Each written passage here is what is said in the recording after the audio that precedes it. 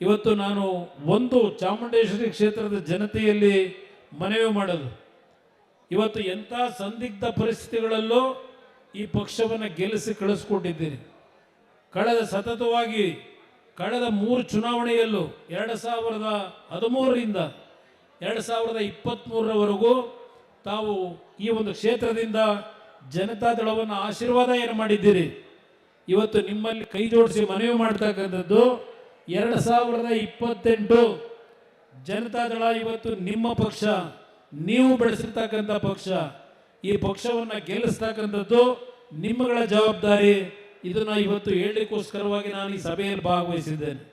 ಈಗಾಗಲೇ ನಿಖಿಲ್ ಕುಮಾರಸ್ವಾಮಿ ಅವರ ನೇತೃತ್ವದಲ್ಲಿ ಸಭೆಗಳು ನಡೆದಿದೆ. ನಾನು ಯಾವುದೇ ಕಾರ್ಯಕ್ರಮಗಳಿಗೆ ಹೋಗಿರಲಿಲ್ಲ. ವಿಶೇಷವಾಗಿ ಚಾಮುಂಡೇಶ್ವರಿ ಕ್ಷೇತ್ರಕ್ಕೆ ನಾನಿವತ್ತು ಈ ಕಾರ್ಯಕ್ರಮದಲ್ಲಿ ಬಂದು ನಿಮ್ಮ ಮುಂದೆ ನಿಂತಿರಲಿಕ್ಕೆ ಕಾರಣ, ನೀವು ನನಗೆ ಕಳೆದ 20 ವರ್ಷದಿಂದ ಮನೆಯ ಮಗನಾಗಿ ಪ್ರೀತಿಯಿಂದ ಏನು ಕಂಡಿದ್ದೀರಿ. ಇವತ್ತು ರಮನಹಳ್ಳಿಗೆ ಜಾತ್ರೆಗೆ ನಾನು ಬಂದ ಮಹೋತ್ಸವಕ್ಕೆ ಊರೇ ಸೇರಿ ನನಗೆ ನೀವು ಕೊಡ್ತಕ್ಕಂಥ ಸ್ವಾಗತ ನಾನು ಎಂದೂ ಸಹ ರಮನಹಳ್ಳಿಯ ಜನತೆಯನ್ನು ಮರೀಲಿಕ್ಕೆ ಸಾಧ್ಯ ಇಲ್ಲ.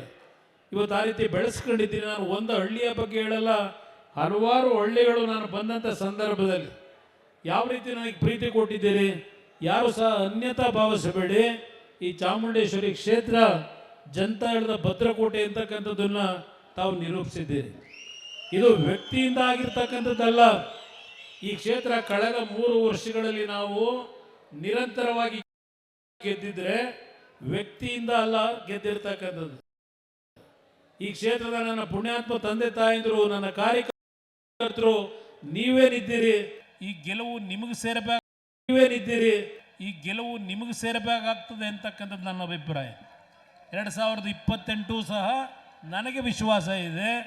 ಇವತ್ತು ಜನತಾದಳ ಚಾಮುಂಡೇಶ್ವರಿ ಕ್ಷೇತ್ರದಲ್ಲಿ ಅತ್ಯಂತ ಹೆಚ್ಚಿನ ನಿಮ್ಮಗಳ ಆಶೀರ್ವಾದದಲ್ಲಿ ಬಹುಮತದಲ್ಲಿ ಬರ್ತಕ್ಕಂಥದ್ರಲ್ಲಿ ನನಗೆ ಯಾವುದೇ ಸಂಶಯವನ್ನು ನಾನು ಇಟ್ಕೊಂಡಿಲ್ಲ. ಇವತ್ತು ನಮ್ಮ ಯುವಕರಾಗಿ ಹರೀಶ್ ಅವರು ಒಂದು ಸಂಘಟನೆಯನ್ನು ಏನು ಮಾಡ್ತಾ ಇದ್ದಾರೆ, ಮಹೇಶ್ ಅವರ ಮಾರ್ಗದರ್ಶನದಲ್ಲಿ ಇವತ್ತು ಈ ಕ್ಷೇತ್ರದಲ್ಲಿ ಯಾವುದೇ ರೀತಿಯ ಗೊಂದಲಕ್ಕೆ ಅವಕಾಶ ಮಾಡಿಕೊಳ್ಳಲ್ಲ. ಗೊಂದಲದ ಅವಶ್ಯಕತೆ ಇಲ್ಲ. ನನಗೆ ಗೊತ್ತಿದೆ ಏನು ತೀರ್ಮಾನ ಮಾಡಬೇಕು ಅಂತ ಹೇಳಿ. ಇವತ್ತು ನಾವು ನಾಯಕರುಗಳೆಲ್ಲ ಕೂತು ನಮ್ಮ ಕಾರ್ಯಕರ್ತರುಗಳ ಭಾವನೆಗಳೇನಿದೆ ಇದೆಲ್ಲವನ್ನು ಅರ್ಥ ಮಾಡ್ಕೊಂಡಿದ್ದೇವೆ. ಅದರ ಆಧಾರದ ಮೇಲೆ ಚಾಮುಂಡೇಶ್ವರಿ ಕ್ಷೇತ್ರ ಯಾವುದೇ ಒತ್ತಡಗಳಿಗೆ ಮಣಿಯತಕ್ಕಂಥ ಪ್ರಶ್ನೆ ಇಲ್ಲ. ಬಹಳ ಸೂಕ್ಷ್ಮವಾಗಿ ಹೇಳ್ತೇನೆ, ಯಾವುದೇ ಒತ್ತಡಗಳಿಗೆ ಮಣಿದೆ ನನ್ನ ಕಾರ್ಯಕರ್ತರಿಗೆ ಅಗೌರವ ಏನಾಗಿದೆ ಆ ಅಗೌರವವನ್ನು ಸರಿಪಡಿಸಲಿಕ್ಕೆ ನಿಮ್ಮಗಳ ಭಾವನೆಗೆ ಗೌರವ ಕೊಟ್ಟು ಈ ಕ್ಷೇತ್ರವನ್ನು ಪುನಃ ಜನತಾದಳದ ಭದ್ರಕೋಟೆ ಅಂತಕ್ಕಂಥದ್ದನ್ನು ನಿರೂಪಿಸ್ತಕ್ಕಂಥದ್ದಕ್ಕೆ ನಿಮ್ಮ ಮುಂದೆ ಒಂದು ಸಂದೇಶ ಕೊಡಲಿಕ್ಕೆ ಇವತ್ತು ನಿಮ್ಮ ಮುಂದೆ ಬಂದು ನಿಂತಿದ್ದೇನೆ. ಯಾವುದೇ ರೀತಿಯ ಗೊಂದಲಕ್ಕೊಳಗಾಗಬೇಡಿ. ಇವತ್ತು ನಿಷ್ಠಾವಂತ ಕಾರ್ಯಕರ್ತರುಗಳು ನನಗೆ ಅವಶ್ಯಕತೆ ಇದೆ.